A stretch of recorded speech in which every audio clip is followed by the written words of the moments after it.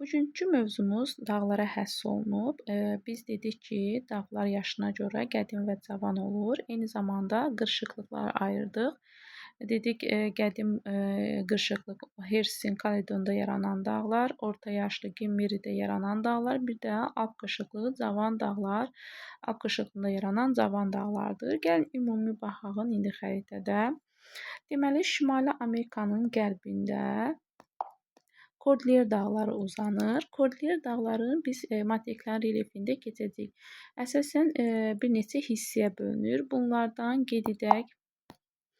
Sahilində, yəni qərb hissəsində, okean sahilində, burada sahil elə adın sahilində yerləşir, adı da sahildir dağın.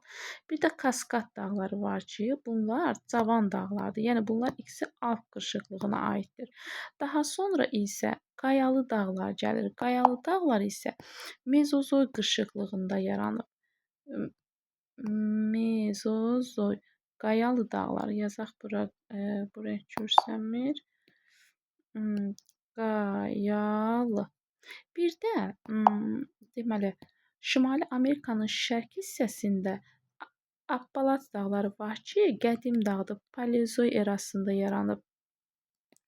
Yaxşı, fikir versəz görərsiniz ki, Şimali Amerikada qərbdən şərqə doğru dağlar qədimləşir. Alp, yəni Kaynozoy, Mezozoy, Paleozoy.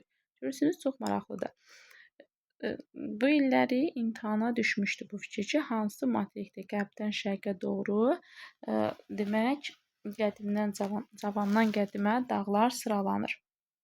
Alp dağları Mezozoy, Paleozoy dövründə yaranan dağlar ardıcıl olaraq Şimali Amerikada görsənir. Daha sonra keçirik Cənubi Amerikada bircə cavan dağ var ki, Ant dağlardır. Subduksiya zonasında yerləşir. Yəni Naska tavası ilə və yaxud da Sakit Okean tavası ilə Cənubi Amerika tavasının toqquşmasından yaranır. Daha sonra keçdik Afrikanın cənubunda Kap dağları, Əjdaha dağları qədim dağlardır. Şimalında Atlas dağları isə cavan dağlardır. Alp Himalay qurşağının, baxın bu Alp Himalay qurşağının ən qərb hissəsi sayılır. Demək, Afrikanı da dedik. İndi keçək Avstraliyanı deyək, ən sonda Avrasiyanı deyək. Avstraliyanın şərqində böyük suaycı dağlar yerləşir ki, bunlar da qədim dağlardır. Paleozoy erasında yaranmış dağdır. Və yaxud da Kaledon, Hersin qırışıqlığıdır. Qədim dağlar Kaledon, Hersin qırışıqlığında yaranan dağlardır. Deməli, qədim dağlar hansılar odur? Appalat, Şimali Amerika idi. Afrikada Kap, Əjdaha. Sonra Avstraliyada dedik ki, böyük su ayrıcı. Elə də çox deyil. Böyük su ayrıcı dağlar. İndi Avrasiyanı keçək, onu da qeyd edərik. Silək. Avrasiyada Skandinaviya dağlardır Avropa hissəsində. Skandinaviya. Daha sonra Sudet dağları yerləşir. Sudet mərkəzi Avropada. Ural dağları Rusiya ərazisində yerləşir. Eyni zamanda meridional istiqamətində uzanır. Avropa ilə Asiyanı ayırır Ural. Bundan başqa Böyük Xinqan dağları yerləşir. Kiçik Xinqan, Böyük Xinqan Çin ərazisinə düşür. Böyük, Kiçik Xinqan. Xinqan dağları da qədim dağlar sayılır. Eyni zamanda Altay, Sayan, Tian Şan. Bunlar da qədim dağlardır.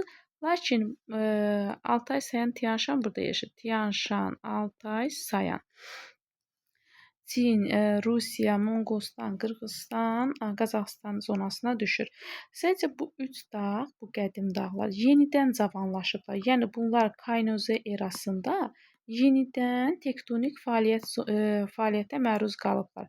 Get-gedə hündürlükləri qalxır, ona görə bunlara yenidən cavanlaşmış dağ deyirik. Əgər düşsə qədim dağlar hansılardır, siz bunları qədim dağ kimi götürəcəksiniz, o ayrı.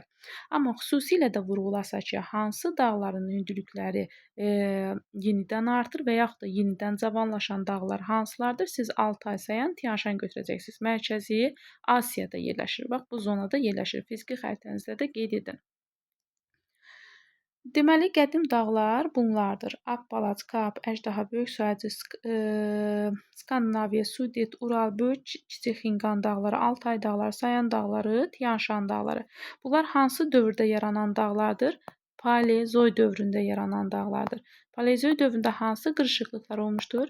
Kaledon, Hersin qırışıqlığı olmuşdur. Deyə bilərsiniz, müəllim, Baykal qırışıqlığı olmuşdur. Baykal düzdür, ilk əvvəlini əhatə edir, amma əsasən biz bu dağları Kaledon, Hersin qırışıqlığına götürəcəyik. Yaxşı. İndi keçək Mezozoy dövründə yaranan dağlar.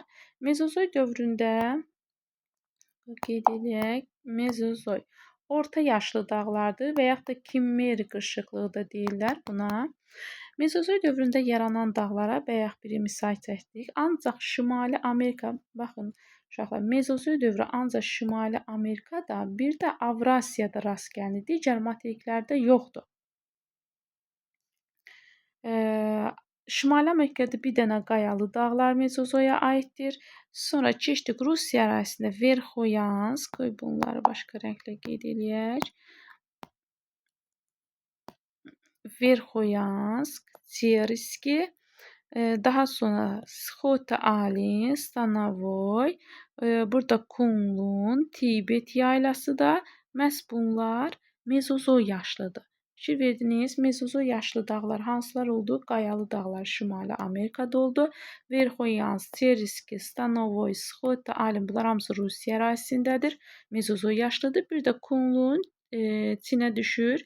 Mezozoy yaşlıdır. Eyni zamanda Tibet yaylası da Mezozoy yaşlıdır. Orta yaşlı və yaxud da Kimberi qırışıqlıqdır. İndi cavan dağlara misal göstərək. Bayaq dedik cavan dağları. Cavan dağlar deməli biri Kordilyer dağları və yaxud da dedik ki, Kavkaz sahil dağları. İkinci Ant dağları dedik. Cavan dağdır. Atlas dağlarını dedik, cavan dağdır. Keçdik Alp-Himalay qurşağında yerləşən bütün dağları sayırıq. Əndəlüs, Piriney, Alp, Apenin, Karpat, sonra Dinnar, eyni zamanda burada Balkan dağlarıdır. Türkiyə ərazisində Pont, Tavr dağları, Qafqaz dağları, Kopet dağ, Elbrus dağları, burada yerləşir Pamir, Qaraqorum, dünyanın ən hündür dağları, Himalay dağları, deməli cavan dağlar sayılır. Bir də cavan dağ harda var? Antarktidanın daha doğrusu qərb hissəsində. Qərb hissəsində, Antarktidanın qərb hissəsində cavan dağlar yerləşir. Qərb hissəsi cavandır, şərq hissəsi isə bu hissə isə platforma zonasıdır. Belə bu qədər. Videoya baxın, qeydlərinizi götürün, dərslərinizi yaxşı oxuyun.